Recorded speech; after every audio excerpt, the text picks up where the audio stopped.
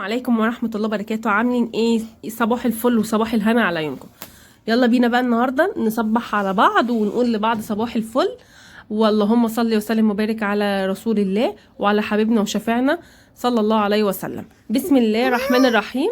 اول مرة تشوفيني يا ريت تعملي لايك واشتراك لقناة يوميات منى وكوكي، وان شاء الله فيديو النهاردة تستفادوا منه. فيديو النهاردة بيدور حوالين فكرة المنظم الادراج اللي هو البلاستيك ده، هل هو مفيد، هل هو ملوش لازمة؟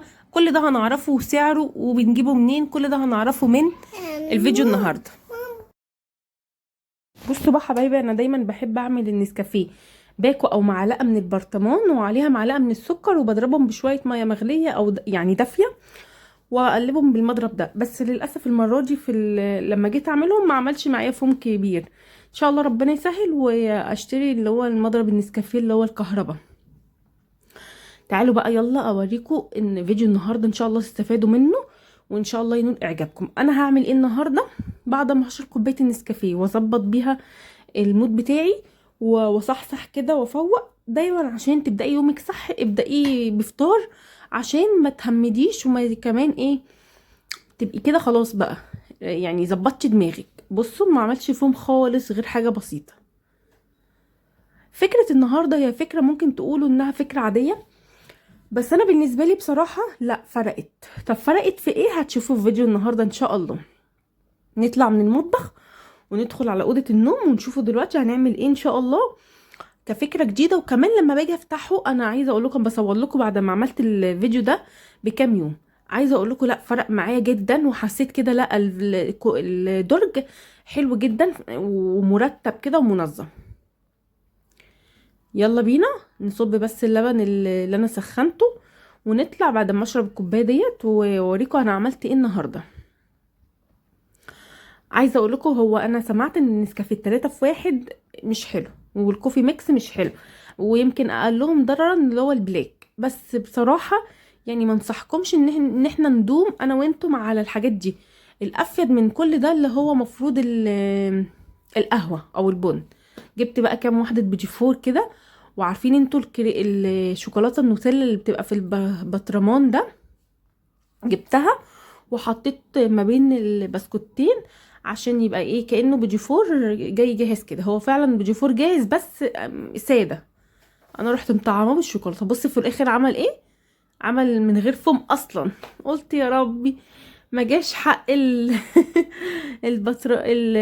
المج والمضرب اللي انا وسختهم.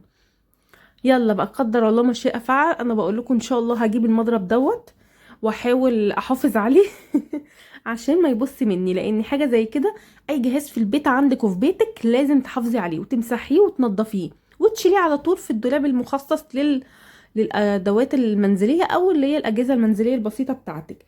اذا كان مضرب بيض، كبه، هاند بلندر لو عندك، الحاجات الصغيره دي حلوه جدا. يلا بينا بقى ندخل على اوضه النوم. انا هنا في اوضه النوم، بس قبل ما دخلت عليها حاولت ان انا افرجكم عليه عشان تشوفوه.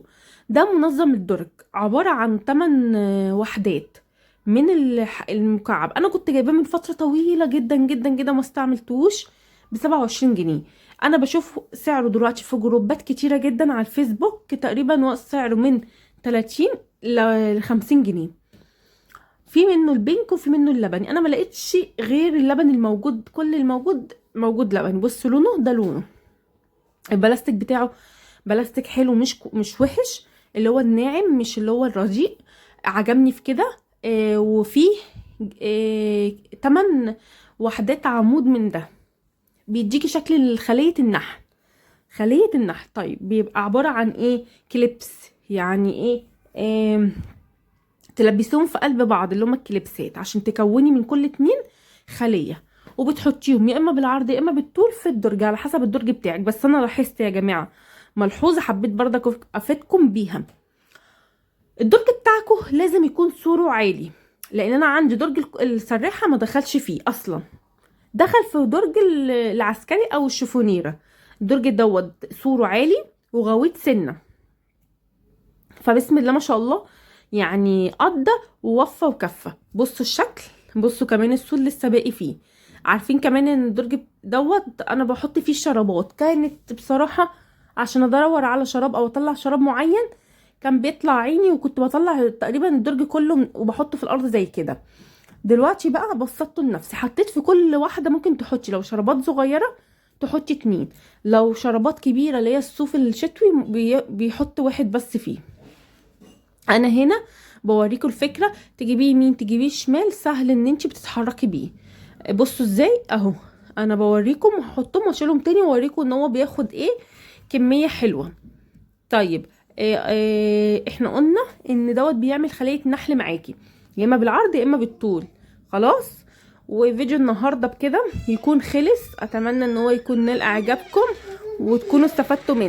ما تنسوش تعملوا حبايبي لايك، وبرحب بكل حبايبي اللي لسه مشتركين جداد معانا، وشرفتونا وكترتوا عيلتنا الجميله علينا، وان شاء الله تقضوا معانا وقت حلو وتستفادوا منه ونفيد بعضنا. دايما انا بقول لكم الهدف من فيديوهاتي ان احنا نفيد بعضنا ويكون في ميزان حسناتنا جميعا. وادي الشكل بتاعنا بعد ما خلصت الكميه اللي عندي.